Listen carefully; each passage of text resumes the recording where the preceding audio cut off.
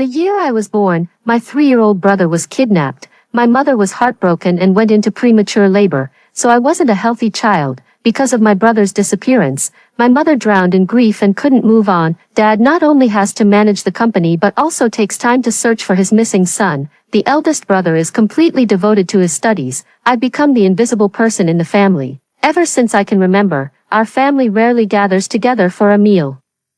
Mom spends most of her time in second brother's room. I heard second brother was kidnapped when he was 3 years old, and there's been no news of him ever since. Dad is busy managing the company while also searching for any leads about second brother. As for eldest brother, he's completely focused on his studies, attending numerous extracurricular classes every day.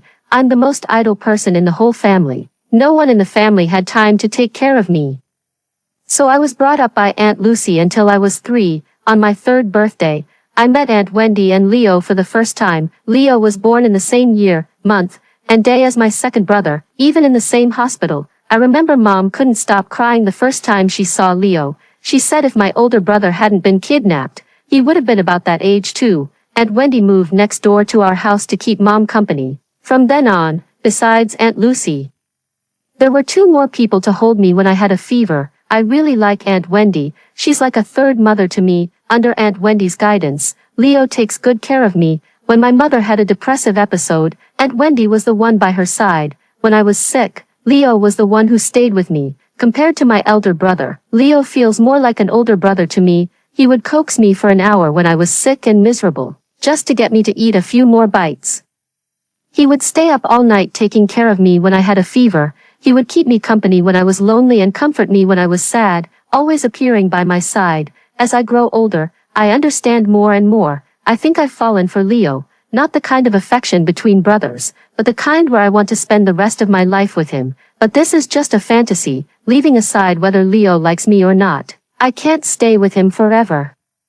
I know my own body well. I don't have much time left to live. So when my second brother was found, my heart was filled with joy. Wonderful, with my second brother by my side. Even if I were to die, my family wouldn't be too heartbroken. After being abducted, my second brother was sold to a kind family. Although they were just ordinary farmers, they gave him the best love and conditions, raising him to be confident and cheerful. Unlike me, insecure and sensitive, the first time I met second brother, I had just been discharged from the hospital. Second brother looked very much like Mom. You could tell at a glance he was her child. Second brother, welcome home. I smiled exceptionally brightly, extending my hand to shake the other person's hand. Louis looked at the sickly young man before him and reached out to grasp his hand. Slender, emaciated.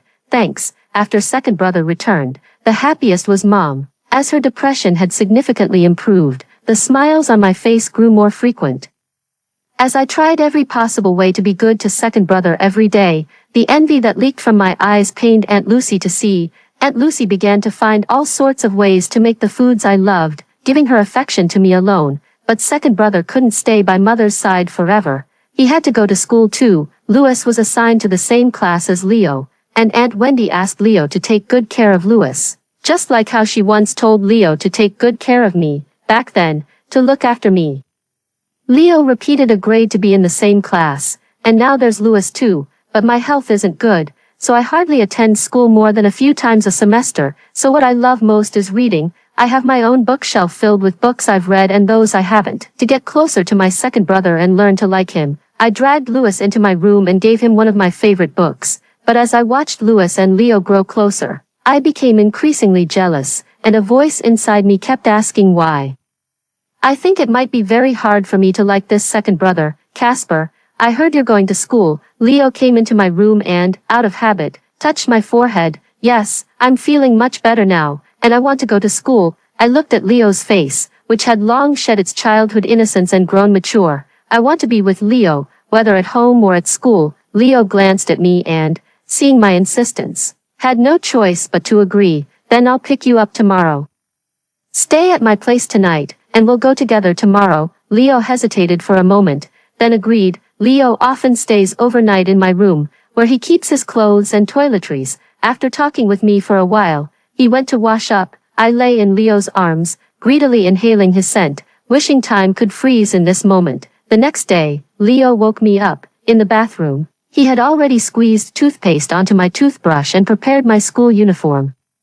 Finish washing up and come downstairs for breakfast. I nodded with half-closed eyes, picked up the toothbrush, and started brushing my teeth. When I went downstairs, I saw Leo and Louis chatting happily together, their expressions soft in a way I rarely saw when they were with me. Leo always frowns when he's with me, worried that I might get sick, and feels the need to stay vigilant at all times. It must be exhausting, being like that. Mom and Aunt Wendy sat nearby, chatting and laughing too.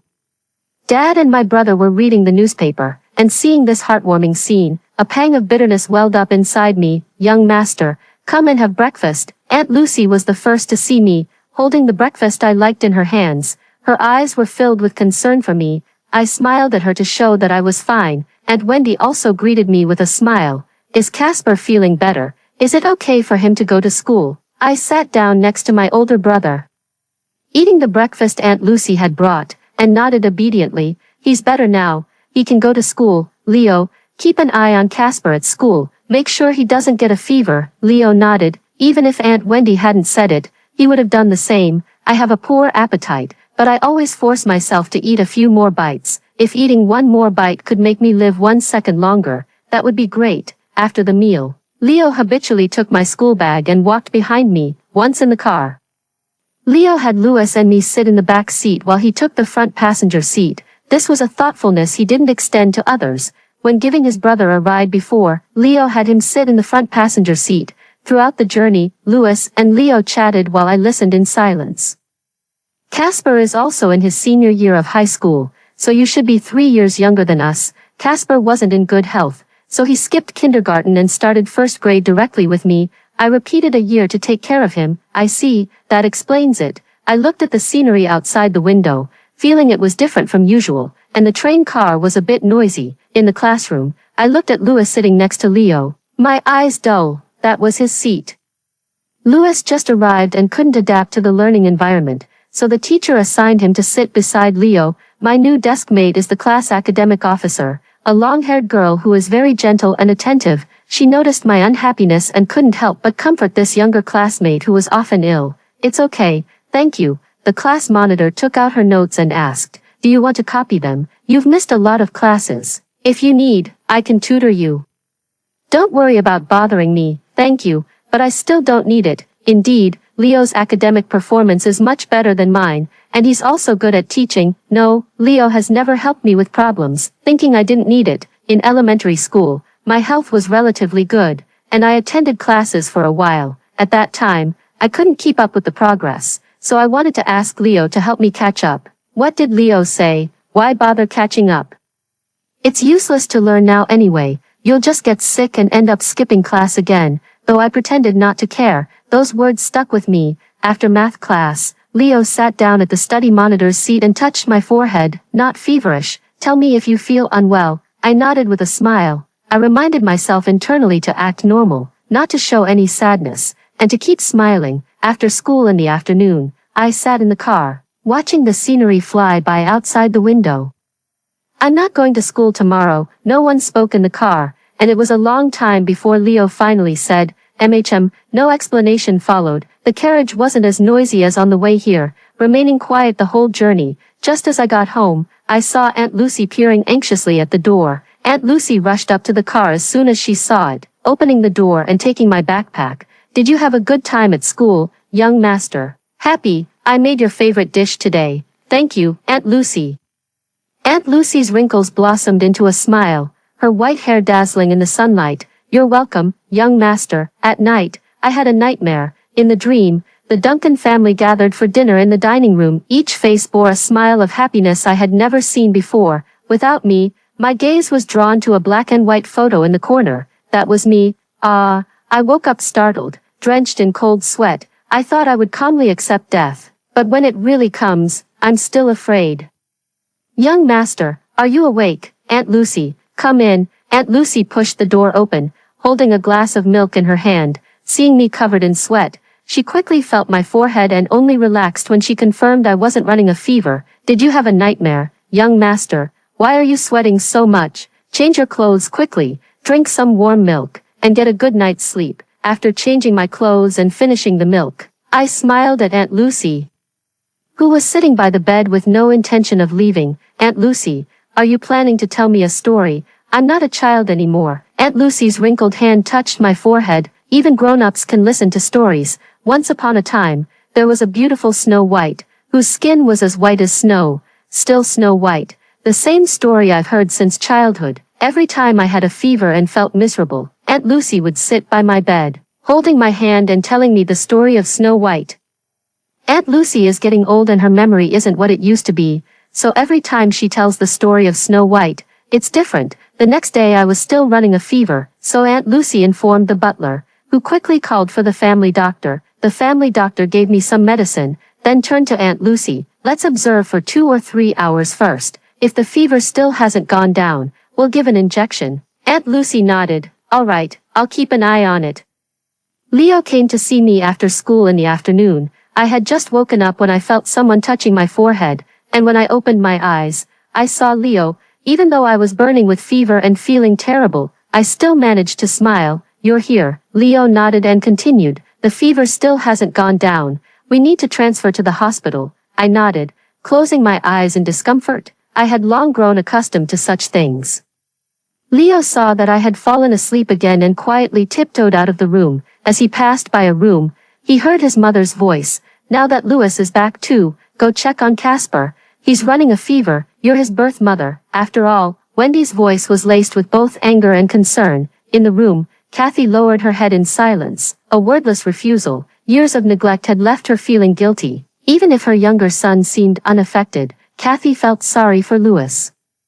But the same guilt weighed on her for Casper. Wendy sighed helplessly at Kathy's stubbornness and turned to leave. Opening the door, I saw Leo standing in the shadows. Did you just go see Casper? Leo nodded expressionlessly. He just fell asleep. Don't disturb him again. Seeing Leo about to leave after speaking, Wendy quickly stopped him. Can Mom talk with you for a bit? The two arrived at the Duncan family's glass greenhouse, where flowers were in full bloom, competing in beauty.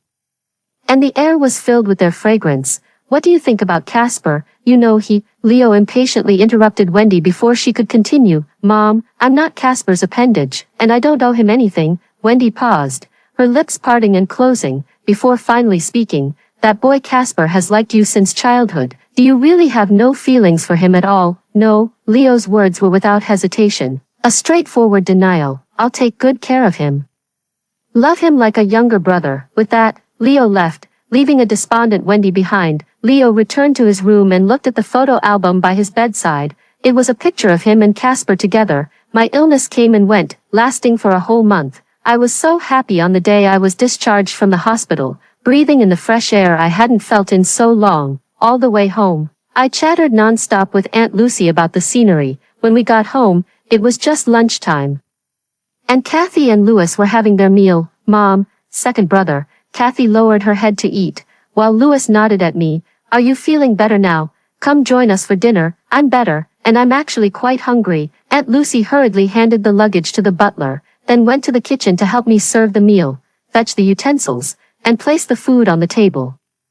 It's a shame you can't go back to school again. Winter break is coming soon, and the class monitor has asked me several times if you've been discharged from the hospital. I remember that new desk mate who only sat with me for one day. Forget it. It's better not to have any connection. Wait for me. I'll message her when I go upstairs. After that, there was a long silence, and I quickly finished my meal. Then I'll head up first. Leo is coming over later. We're going out shopping.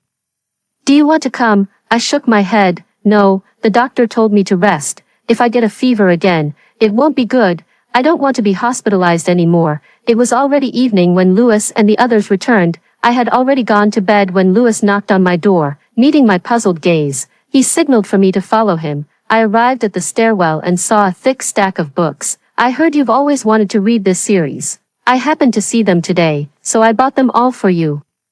With a look of surprise, I crouched down and carefully began flipping through them. Thank you, second brother. I really like them. Louis scratched his head and smiled sheepishly. Seeing that I couldn't untie the rope, he wanted to come forward to help me, but he tripped over something and fell towards me. I couldn't react in time and instinctively closed my eyes, bracing for the pain. Young master. Aunt Lucy had just finished helping me pack my luggage when she witnessed this heart-stopping scene. As Louis was about to fall onto me, Aunt Lucy instinctively shoved him aside, but the other side happened to be the staircase, and Louis tumbled down the steps. Watching Louis lie motionless at the bottom of the stairs, my limbs turned icy cold. My mouth opened, but no words came out. It was Aunt Lucy who came to her senses first, seeing that I was fine. She then contacted the butler to have the person sent to the hospital. A mild concussion, not too serious. I touched my slightly aching chest and felt a wave of relief, looking at my mother, who had rushed to the hospital in a hurry, her face filled with anger. My heart skipped a beat as a bad premonition struck me. Sure enough, the next morning, the butler secretly informed me that Aunt Lucy was going to be fired. There was surveillance footage at the stairwell. Aunt Lucy pushing Louis down the stairs was an undeniable fact, but Aunt Lucy did it to protect me. That was also a fact. Mom is at the hospital with Louis, and I come to Dad's study. Both Dad and my eldest brother are in the study. When they see me enter, David tries to soften his expression. What's wrong, Casper? David still feels guilty for neglecting his youngest son. I lowered my head, nervously twisting the corner of my clothes, and pleaded softly, Dad, can we not fire Aunt Lucy? Before Dad could respond, my eldest brother's face darkened. Casper, you need to understand that Louis is your family. He was pushed down the stairs by Aunt Lucy and is still lying in the hospital. How can you even think of saying something like this? David knew that Aunt Lucy had been taking care of his younger brother since he was very little, but in the end, she was just a hired helper paid with money. Understand this, Casper. Your second brother is the one who shares the same blood as you. I didn't really hold much hope, but hearing them talk about Aunt Lucy like that still broke my heart. To me, Aunt Lucy was more like family, like my own mother. I returned to my room, took out my phone, and dialed Leo's number. The phone rang for a long time without an answer, and just as I thought Leo wouldn't pick up, the call was answered on the other end. Neither of us spoke for a long while. In the end, I was the one who broke the silence first. Brother Leo, about Aunt Lucy's matter, you don't need to worry. I'll find someone better to take care of you. Can we send Aunt Lucy next door? I can pay Aunt Lucy's salary. That way I can see Aunt Lucy often. Casper, Louis is your second brother. Aunt Lucy is nothing. No, Aunt Lucy is also my mother. Aunt Lucy is the one who cares about me the most. Please, Brother Leo, help me. Okay, Casper, this matter is not up for discussion. Listening to the busy tone on the phone, my hand dropped weakly. My heart ached so much. Young master, Aunt Lucy, dressed in simple clothes, came to my room and quickly pulled me up when she saw me sitting on the floor. Why are you sitting on the ground? It's so cold. What if you get sick? With that, Aunt Lucy carefully pulled out a smartphone from her embrace, smiling at me. I had the butler teach me how to use the internet. I've learned everything you young people like to use. If you miss Aunt Lucy in the future, you can call me on that. What's it called? Video call. The kind where you can see each other. I looked closely at Aunt Lucy. Her hair was completely white, and her face had many more wrinkles. Aunt Lucy, go home and enjoy your well-deserved rest. You won't need to come to my room early every morning to check if I have a fever anymore. Aunt Lucy gave me a reproachful look. It is indeed a blessing. Young master, don't worry about me. I have both sons and daughters who are very filial. They've been urging me to return to my hometown for retirement, saying there's no one else my age still working away from home like me. They said if I don't go back soon, their backs will be bent from all the gossip in our hometown. Seeing me laugh, Aunt Lucy finally relaxed. Young master, if you miss me, just give me a call. If you want to see me, let me know, and I'll come here to visit you. Then, after a pause, she continued. Little master, would you like to come back to my hometown with me? I shook my head. I couldn't go with Aunt Lucy and cause her trouble. Aunt Lucy's family wasn't well off, and every pill I took or injection I received cost money. My father ran a company, but our savings weren't substantial. Most of it wasn't spent on searching for Louis but rather on me. You could say I've lived this long because money kept me going. I'll call you often. Don't find me annoying. I heard brother had another son.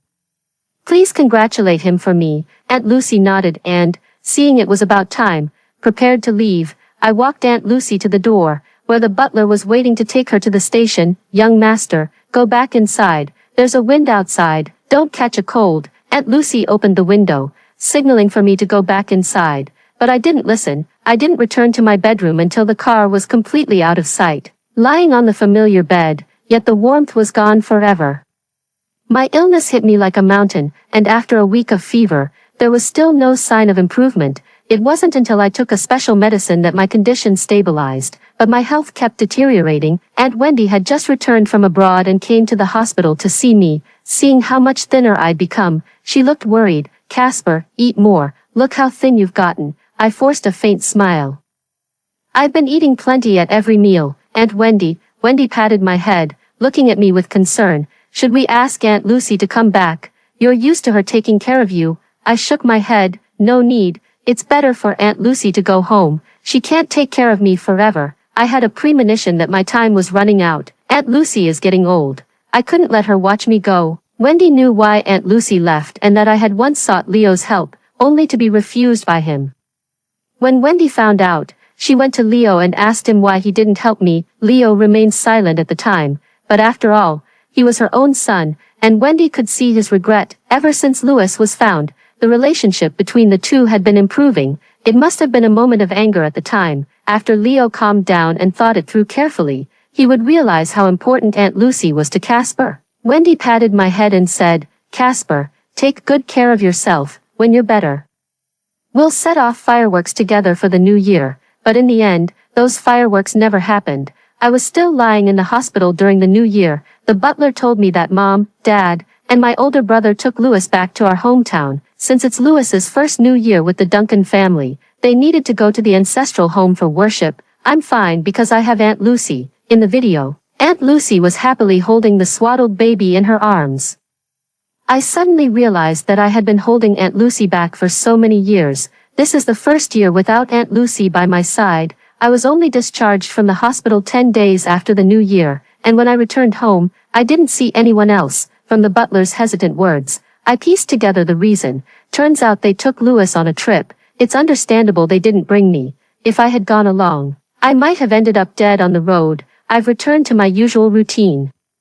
But there's no longer that person who worried about me, who would sneak into my room every morning and sigh in relief upon finding I didn't have a fever. The books Louis gave me are part of a series, totaling 28 volumes. When they returned, I saw the 18th one, Welcome Back. During dinner, my enthusiasm made them somewhat ashamed. Louis generously presented the gift he had for me. I smiled and took it, saying thank you. Lying in bed at night, I saw Leo push the door open and come in, a rare sight. Bro Leo, Leo, as before, pulled over a chair and sat by the bed, looking at me. "You've lost a lot of weight." I touched my bony wrist and said helplessly, "There's nothing I can do. I eat quite a lot every day, and I usually snack a lot." Leo took out a peace charm and handed it to me. "I heard the healing talismans from this temple are especially effective. Place this by your bedside." I took it, looked at the word, health, written on it, and laughed. "Thanks, Leo. Where's Aunt Wendy?" "Mom went to find Dad." "Brother Leo, you're going abroad, right? I wonder what universities are like overseas." Leo had already received his acceptance letter from abroad and was set to attend university overseas. "It's pretty similar to back home." "Casper, are you going abroad for treatment?" Although I was a bit surprised Leo would say that, I still declined. "I'm just weak because I was born premature. It's not a serious illness, it's fine. Besides, even if I went abroad, it would only mean living a few more years." Leo pursed his lips and continued, "The medical facilities are more advanced abroad. Brother Leo, I might not be able to see you off on the day you leave. Remember to message me when you get to the States." I interrupted Leo. I had no intention of going abroad to fight for a few years. If anything, I was looking forward to my own death, even if it scared me. Leo held my hand, his usually expressionless face forcing out a stiff smile. "Casper, do you miss Aunt Lucy?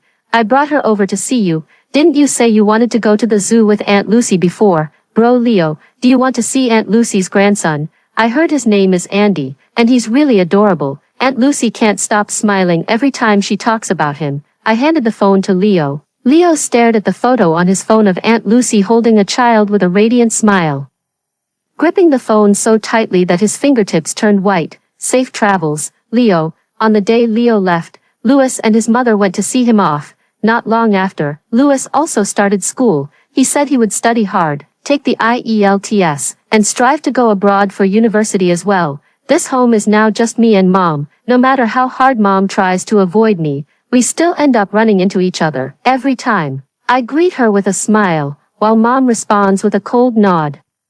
David quickly noticed this situation. At night, the two lay in bed, with David gazing at Kathy's back turned toward him in the darkness. Stop avoiding Casper, there's not much time left, Casper can't wait any longer. David's voice was filled with sorrow. As no one could calmly accept the impending loss of a child, Kathy stared into the darkness, her thoughts unknown. After a long silence, she finally spoke. Do you think he resents me? But I couldn't love him. Every time I saw him, I'd think of my Louis suffering somewhere, maybe going hungry, maybe dying in some remote alley, perhaps even his corpse being scorned. David hugged Kathy to comfort her. It's okay now, Louis has returned, so you can love Casper now. Casper is your child too. The next day, I went downstairs for breakfast and was a bit surprised to see Kathy at the dining table. Good morning, Mom. Good morning. It was even stranger to receive a response from Kathy, but soon I understood Kathy's purpose.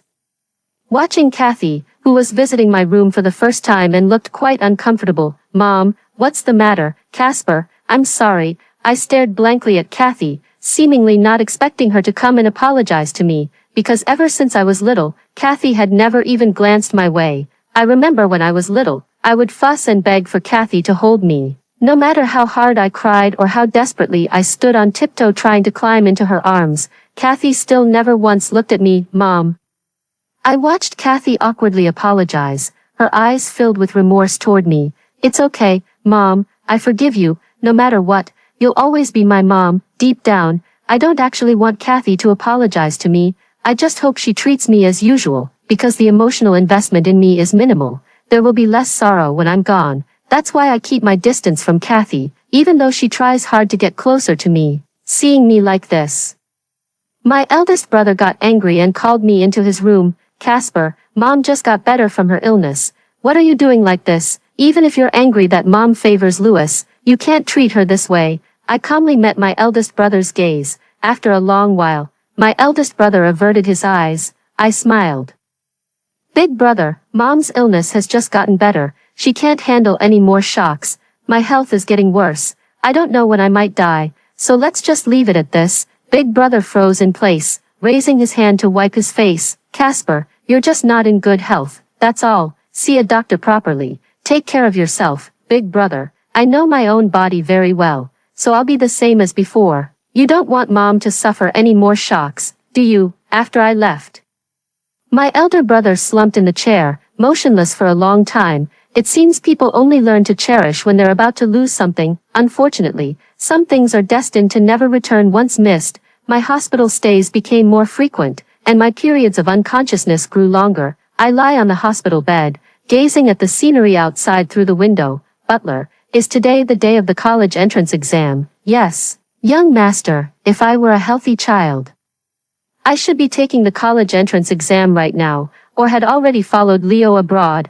Louis had originally planned to go traveling after the college entrance exams, but because I was given a critical illness notice, he didn't go. The family sat silently on the chairs outside the emergency room, and as soon as the doctor came out, they immediately surrounded him. Doctor, how is it? How is my son? As soon as he saw the doctor come out, David hurriedly stepped forward to ask, Dr. Luke shook his head, his face showing reluctance as he said, his organs are gradually failing. It's already remarkable that he's held on this long. Dr. Luke had always been Casper's primary physician and was very familiar with his condition. Holding on for this long was already considered quite an achievement. Spend more time with him. David couldn't accept this outcome and pleaded with a hint of desperation. Is there really no other way? Money isn't an issue. We can afford any medicine. Please, save him, Dr. Luke sighed and shook his head. I was wheeled back to the ward. Gradually, more and more people began appearing in the ward. During my occasional moments of clarity, I could see several unfamiliar faces in the room. One day, I opened my eyes and saw a familiar face. Brother Leo, why are you back? It had been a long time since they last met, and Leo looked more mature and thinner than before. I came to see you. Casper is going abroad, I've checked. And there are patients like you overseas too. Remembering how emaciated Casper looked lying on the hospital bed when he first entered the ward, Leo regretted his decision to go abroad. Why not stay by his side? Casper, brother Leo, even going abroad won't cure it, but it could buy him a few more years. It won't change anything. Leo's face looked terrible as he gently held my hand, staring at the dense needle marks on the back of it, his heart aching. Leo wasn't sure what kind of feelings he had for Casper, whether it was habit or affection. Leo still remembered how, every time Casper fell ill or had an accident when they were kids, Wendy's first reaction was to blame him for not taking good care of his younger brother. This had once made him reluctant to appear in front of Casper at all. As a child, Leo believed that Casper had stolen his mother away. Why would Casper, who already had his own mother, come to take his, as he grew older and wiser? Leo realized that Casper was just a pitiable child. While abroad, Leo couldn't help but worry about Casper's health. Upon learning that Casper truly didn't have much time left, Leo's heart was in turmoil. But now even Leo himself couldn't clearly see his feelings for Casper. But Casper couldn't wait for him to figure it out. When I woke up this day, I felt much lighter in my body, and even the pain in my chest was gone. Butler, bring me a mirror. Looking at the gaunt young man in the mirror, I ultimately gave up on the idea of video calling Aunt Lucy. Butler, what do you think Aunt Lucy is doing now? Probably looking after her grandchild. I heard Aunt Lucy was supposed to resign the year I was born. Yes, Aunt Lucy is not young anymore. For my sake, she stayed with the Duncan family for over a decade. If I die, don't tell Aunt Lucy. Just say I went abroad for treatment, so she won't worry. Understood, young master. Leo started coming to the hospital to accompany me every day, just like when we were kids, inseparable from morning till night. The difference was that Leo always had a smile on his face and would tell me stories to cheer me up. Louis came to apologize to me earlier, saying he didn't know Aunt Lucy had been fired. I told him it was fine and explained that Aunt Lucy is now happily playing with her grandson every day. Before leaving, Louis asked me, why not go abroad for treatment? Without looking up, I replied while reading, no need, I won't live much longer anyway. Louis looked at me and suddenly found his previous deliberate intimacy with Leo quite amusing. Leo and I are just ordinary friends, and he doesn't like me either. Is that so? What a pity then. After leaving the ward, Louis squatted by the wall and thought, if he hadn't been abducted, he should have been a pampered young master just like Casper. Casper should also have been a healthy child. David and the eldest brother often come, but with many company matters to attend to, they can't stay for long before leaving. Mother doesn't visit often. I'm afraid her presence might aggravate her condition, so I have Louis stay home to keep her company more. Leo often pushes me around the park outside the hospital, picking flowers I like for me. By the time Kathy came to the hospital again, I could no longer get out of bed and had a breathing tube inserted. Casper, after all, it was her own son. Kathy felt like she couldn't breathe, and tears fell in large drops. Kathy's suppressed sobs cast a somber mood over the hospital room. David silently embraced his grieving wife, his heart overflowing with pain and guilt. He was busy with work, not only searching for traces of their second son but also raising their eldest. Yet for Casper, he had never been there at all. But Casper is very sensible and has never made a fuss, even now. He still forces a smile and chats with them despite his physical discomfort. When I'm awake, I read the books the butler brought back for me. I'm already on my 20th one. He stays with me when I'm lonely and comforts me when I'm sad. Very. Louis looked at the book in my hand, feeling a sense of familiarity. This was actually bought by Leo. He said you've been talking about this book non-stop. I smiled while gently stroking the book's cover. This is the 20th one. There are still 8 left unread. What a shame. Louis looked at this younger brother who was only a few years his junior. Suddenly, he recalled what his cousin had said when they first learned he was a child of the Duncan family. I've heard wealthy families are full of drama. After you go back, you might be targeted or bullied. If anyone gives you trouble, let me know. I'll help you figure it out. Thinking back on it now, Louis found it amusing. On my deathbed, holding Leo's hand, I called out in delirium, Aunt Lucy, tell me a story. Leo tightly gripped my hand and wept. But alas, I had already closed my eyes forever. The day after my death, the butler dialed Aunt Lucy's phone. Aunt Lucy's son was taking care of the child in the living room when he quickly answered the ringing phone. Hello, Bob. Where's Aunt Lucy, Uncle James? Is the young master looking for my mom? No, it's just that the young master asked me to relay 2 messages to Aunt Lucy. Bob let out a sigh of relief, his eyes fixed on the black and white memorial photo on the wall as he said, my mother passed away some time ago. The butler froze in place upon hearing this news, while the person on the other end of the phone continued speaking. Before my mother passed away, She recorded a message for the young master. "I'll send it to you later." After hanging up the phone, the butler opened the recording sent by Bob. The frail and aged voice of Aunt Lucy began, "Young master, how have you been lately? Would you like me to tell you a story? Long, long ago, there was a beautiful Snow White, whose skin was as white as snow." After hearing the story above, what are your thoughts? Feel free to share your opinions in the comments section. Looking forward to hearing from you. If you liked this story, don't forget to like it.